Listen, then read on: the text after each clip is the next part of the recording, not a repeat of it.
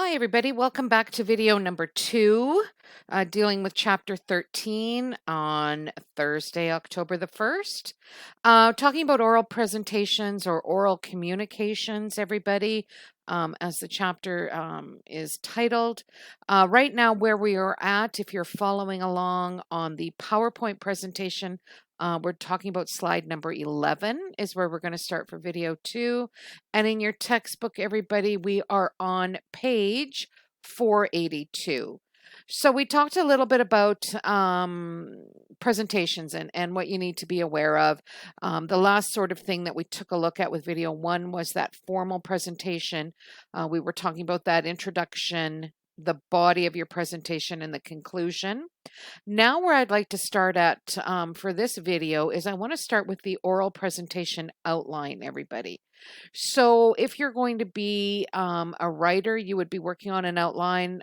If you're going to be doing a presentation or speaking, always a great idea to have an outline in place. And the reason for that is it helps you keep focused on the ideas that you're going to be presenting so that you don't sort of wander off of your presentation. So when we look at it, everybody, you'll notice the first thing that they're looking for is a title. What is the title of your presentation? What is the purpose of it? Okay, is it to inform people maybe to accept a new policy? Is it to introduce the workplace to maybe some new employees who are coming on? And then you're going to notice as you look through that outline on slides 11 and 12, it takes you through that introduction concept that we talked about briefly in the last video. It talks about the body of your presentation, 3 ideas maybe that you're going to be presenting. You'll notice that there is a transition from one point into the next. How are you going to make it flow, right? So that it doesn't appear choppy, right? You want it to be consistent with what you are doing. And how do you make it do that, right? It's that use of transitions, everybody. And then you will notice that they've got that conclusion for that last part in your presentation. So the 3 things that you need to keep in mind, everybody, that introduction, the body, and the conclusion. And you're going to hear a lot of that as we go through this semester with anything that you're going to be writing or presenting on. You're probably going to get sick of people saying introduction, body, and conclusion. But honestly, those are the 3 main points that you need to be aware of.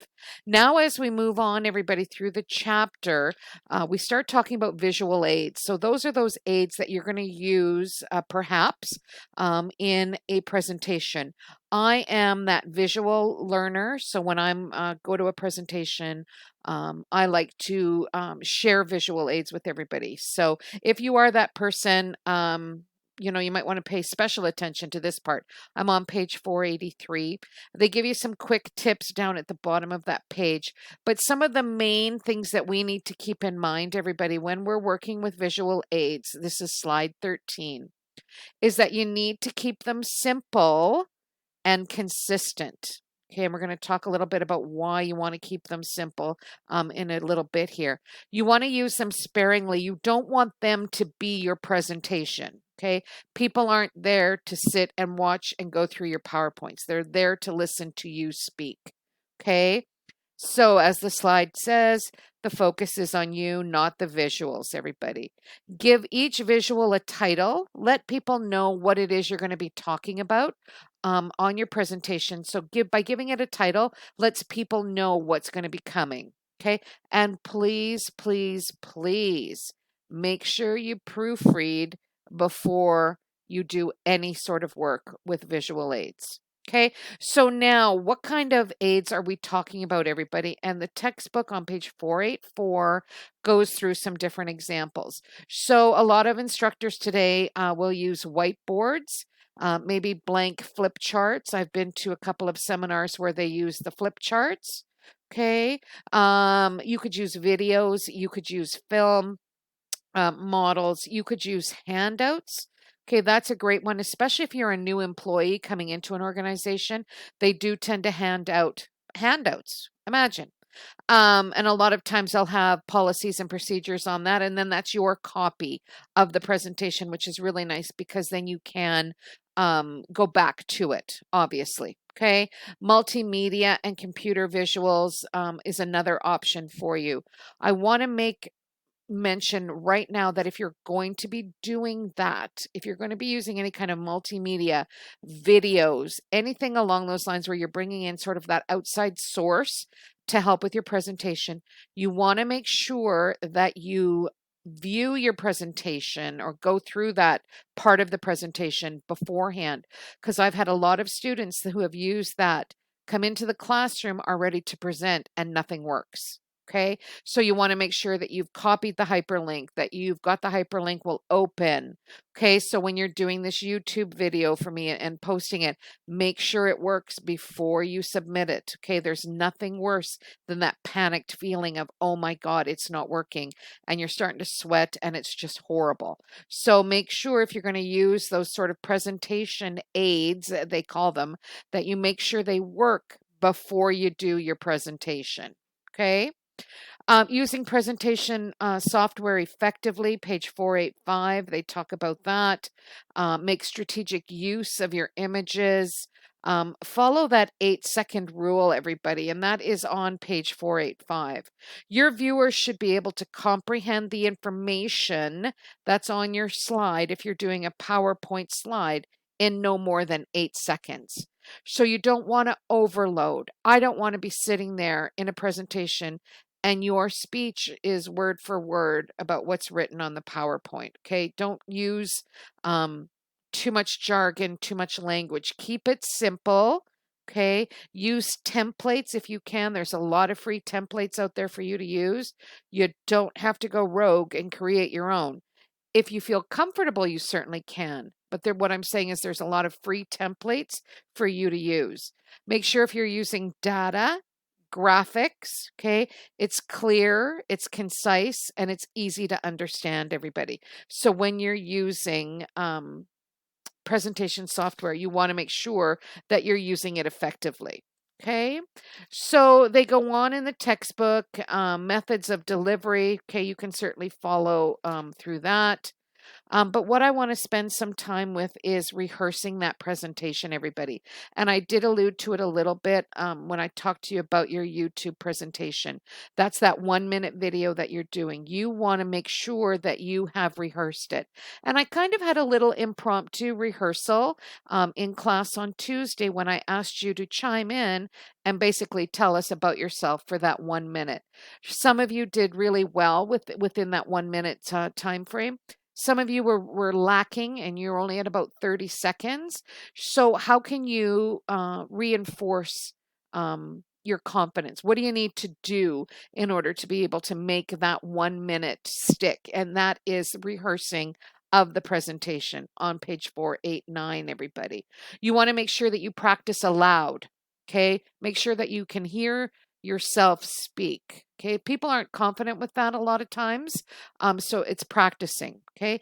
Time yourself. I noticed that a few people like John from Lethbridge did that. A few others also set their timers as well. Because when you've only got a certain amount of time to speak, you want to make sure that your message is delivered within that time that you've been allotted. Okay. Master your topic, everybody. If you are going to stand up in front of the class or via video and tell me about your favorite destination place, then you really need to know what is your destination choice. What is your favorite? Okay. For mine, it's Mexico. We go to Puerto Vallarta all the time, actually just north of Puerto Vallarta to Bucerias. And we go into Puerto Vallarta, have a couple of beers, sit on the beach. I could talk about Mexico forever. Okay, so make sure you master your topic, that you're comfortable with what you have to talk about, because there is nothing worse than doing a presentation and you are ill prepared to do it, everybody. So you need to make sure you master your topic. Okay, record yourself or ask a friend to listen and ask them for feedback. Okay, and if you don't have a friend close by, a parent would certainly be able to help you with that. Get a feel for the room that you're going to be presenting in. Okay, so if you are in your basement office, okay? You need to make sure you get a feel for that. If you're standing outside, make sure you're doing it, on a nice day, it's not too windy, and inspect it. Go around and make sure that you're confident and comfortable doing your presentation in that particular setting. Okay, learn stress reduction techniques, everybody, on that slide. And I always tell students, remember to breathe. Okay, take that moment, just relax for a minute. It's amazing. I learned some really interesting techniques in yoga, right? Just learning to breathe, bring your stress level down, okay? Because I know I've told you in the past that I've had some students who have literally, I thought I might have to move the garbage can over beside them because I thought they were really going to be ill in my class, and I just wasn't ready for that. Okay, page 490, everybody, delivering that presentation. What are some of the things that you need to remember? Let's go through them here. Dress appropriately. Number one, everybody. If you're doing a presentation, make sure that you are dressed for the part. If this is a business presentation, make sure you dress appropriately, everybody. I'm not saying you have to go out and buy a whole new wardrobe in order to do this. I'm a thrift shopper myself.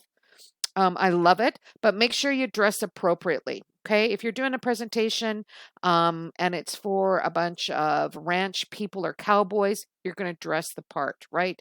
If you're doing it in front of senior executive, you want to make sure you dress appropriately, everybody. You want to make sure you arrive early, get that feel for the room, take a breath, make sure everything works appropriately, maintain good posture.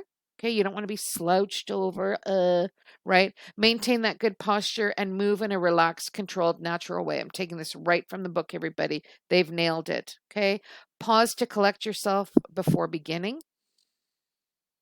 You breathe. Okay, it's amazing what a breath can do for you. Maintain eye contact with individuals, right? You want to be able to look around the room. They want to feel like they belong, right? That you're connected to them. Avoid long sentences and complicated words, everybody. It's not going to do you any favors at all if you are got words in there that it's hard to pronounce or really long sentences, okay? You want to make sure you speak in a clear voice. I want to be able to hear you and understand you. Okay. Pace yourself. Don't, and you're right through the presentation. Pace yourself, everybody. Okay. It makes it so much easier. Okay. Shape your phrasing. Never use slang or bad grammar. There's nothing worse. Okay. That is a total turn off. Pause briefly to collect your thoughts, everybody. Remember that you are a human and so are they. You're not a statue, okay? You're a living, breathing individual. And make sure you bring your presentation to a close. It's fine to have that introduction and the body, but you need to bring it into a closure, right? Wrap it all up. Okay, so those are some of the techniques on delivering a presentation and using visual aids. One more video, everybody, and we're going to talk about sometimes you get questions asked and how do you handle those questions in a presentation. So I will be back. Thank you.